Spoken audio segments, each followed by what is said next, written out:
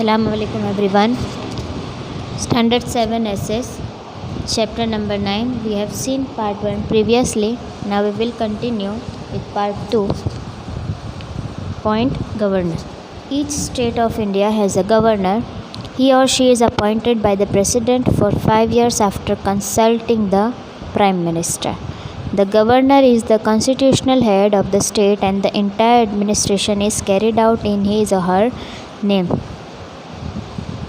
President governor को चुनते हैं after consulting the prime minister, और ये जो गवर्नर होते हैं ये constitutional head of the state होते हैं कि पूरा एडमिनिस्ट्रेशन इनके नाम से चलता है. The governor ensures that the state government functions according to the constitution. और गवर्नर जो होते हैं वो ख्याल रखते हैं, मेक श्योर करते हैं कि जो फंक्शंस है अकॉर्डिंग टू द कॉन्स्टिट्यूशन चले. The functions of the governor are. Governor के काम क्या होते हैं? Invites the leader of the majority party to form the government. Majority party के जो रूलिंग पार्टी है उसके लीडर्स को बुलाकर गवर्नमेंट फॉर्म करना, सरकार बनाना. Second, administers the oath of loyalty to the constitution and secrecy. एक शपथ लेते हैं वफादारी की. Next point, calls the legislative assembly in session and also announces its adjournment. Legislative assembly को बुलाकर उनको भी उसमें हिस्सा देते हैं. Every bill passed by the state legislator has to receive the governor's assent. State legislator के द्वारा जो भी बिल पास होता है, every bill passed by the state legislator has to receive the governor's assent. उनका जो गवर्नर एसेंट है वो उन्हें कंपलसरी लेना ही पड़ता है. However money bills require his prior approval. Money bills का हो तो फिर उसके लिए नियम अलग है. A bill undergoes 3 readings in the legislative assembly before it is passed. 3 बार की प्रोसेस की जाती है. Following this it is sent to the governor before it becomes a law. ठीक है, तो गवर्नर के पास जाने से पहले उसकी 3 बार रीडिंग होती है और उसके बाद गवर्नर को भेजा जाता है लॉ कहलाने से पहले. लॉ यानी कि कायदा. ठीक है, कोई भी चीज़ फॉर्म में लानी हो अगर, तो जब तक गवर्नर का उस पर स्टैम्प ना हो तब तक के वो चीज़ हम बाहर नहीं बता सकते, लेकिन अगर गवर्नर ने उसे पास कर दिया फिर वो लॉ यानी कि कायदा बन जाता है. If a bill is not signed by the governor and is sent back to the Vidhan Sabha with his suggestions then the MLAs have to debate on his suggestions. Bill जिसे हम खरड़ा बोल सकते हैं कि एक बात जो कि बनाई जाती है, ठीक है, फिर उसको अगर गवर्नर पास ना करे और उसको रिटर्न विधानसभा में भेज दे तो एमएलए को उस पर डिबेट और सजेशंस देने होते हैं कि ये क्यों पास नहीं हुआ, क्यों होना चाहिए. ठीक है, the revised bill is sent back to the governor for his signature. और उसमें कुछ एरर्स हो अगर तो उसे निकाल कर कुछ ऐड करके में सुधारा वधारा करके वापस गवर्नर को भेजा जाता है. In an emergency the governor can issue orders called ordinances. Emergency में जो ऑर्डर दिए जाते हैं उसे ऑर्डिनेंसेस कहते हैं. अपॉइंट्स द जजेस of all the courts that work under the high court. High court के अंडर में जितने भी जजेस काम करते हैं उसे गवर्नर चुनते हैं. Informs to the president about the functioning of the state government. और प्रेसिडेंट को गवर्नर ही कहते हैं स्टेट गवर्नमेंट के जो भी काम हो रहे होते हैं उसको. Next point, chief minister. The chief minister is the head of the council of minister. Council of minister के हेड को चीफ मिनिस्टर कहते हैं. A very important position in the state government. State government में इनकी बहुत ऊंची position होती है. ही और she is also called the CM. हमारे सीएम अभी जो है ना विजय रूपाणी, वो है chief minister. The functions of the chief ministers are allotting various portfolios to different ministers for the effective administration of the state. अलग अलग लोगों को अलग अलग कमेटी के हेड को उनका काम देना और जिससे कि स्मूथली काम पूरा चल सके. Calling for meetings of council of ministers at regular intervals. ठीक है, नियमित रूप से उनकी मीटिंग्स लेते रहना. Supervising the work of every minister and guiding them. Her minister का काम सुपरवाइज करना और उन्हें गाइड करते रहना. Informing the governor about decisions taken by the council of minister. Council of minister जो डिसीजंस लेते हैं उसे गवर्नर तक उसकी इन्फॉर्मेशन पहुंचाना ये सीएम का काम होता है। Forming a new council of ministers if necessary, और अगर काम बराबर ना चल रहा हो या कोई भी इशू हो तो नया काउंसिल ऑफ मिनिस्टर बनाना भी सीएम के हाथ में होता है, अगर ज़रूरी हो तो ही।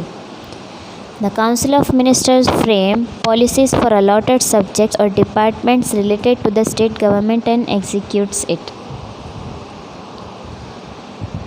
काउंसिल ऑफ मिनिस्टर्स जो है वो पॉलिसीज़ फ्रेम करते हैं।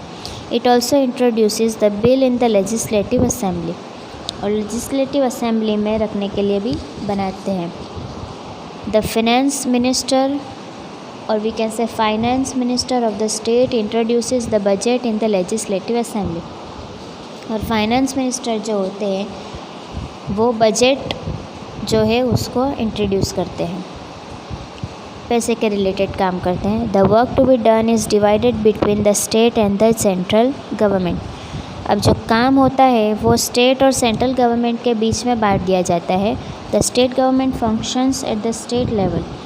जो स्टेट गवर्नमेंट है वो स्टेट लेवल पे ही काम करेंगे, जैसा कि जो सीएम है अगर तो वो एक पर्टिकुलर स्टेट के होंगे, अगर गुजरात के है तो सिर्फ गुजरात में ही काम करेंगे। And the union government functions at the national level, और जो यूनियन गवर्नमेंट है वो पूरे देश के लेवल पे काम करते हैं। The difference between the state and the central government is the area in which they function. Difference सिर्फ इतना ही है कि उनका एरिया जो होता है वो सिर्फ अलग होता है, ठीक है, बाकी काम तो सेम है। Therefore the responsibility of a state government is limited to the particular state. इतना है कि स्टेट गवर्नमेंट का काम सिर्फ स्टेट के लिमिटेड ही होता है, वो स्टेट के बॉर्डर के बाहर वो काम उनके लिए नहीं होता। For example the work of the Gujarat state government is limited to its boundary, whereas the central government takes care of the entire nation. ठीक है, गुजरात के जो स्टेट गवर्नमेंट हैं वो सिर्फ गुजरात की बाउंड्री के अंदर ही काम कर सकते हैं, उस बाउंड्री के बाहर नहीं देख सकते। हालांकि जो सेंट्रल गवर्नमेंट है वो पूरे देश के ऊपर नज़र और काम कर सकते हैं। The functions and the powers of the state and central government are divided into 3 list. 3 तरह से बांटे गए हैं, the union list, state list and concurrent list. The subjects included in these list are mention in the constitution, और constitution के according ही ये सारा काम किया जाता है। कॉन्स्टिट्यूशन जो जिसे हम बंधारण कहते हैं ना, भारत का जो बंधारण है कॉन्स्टिट्यूशन, उसके हिसाब से काम करना होता है। यूनियन लिस्ट में आएगा the subjects handed over to the union government are included in the union list. There is a list of 97 subjects.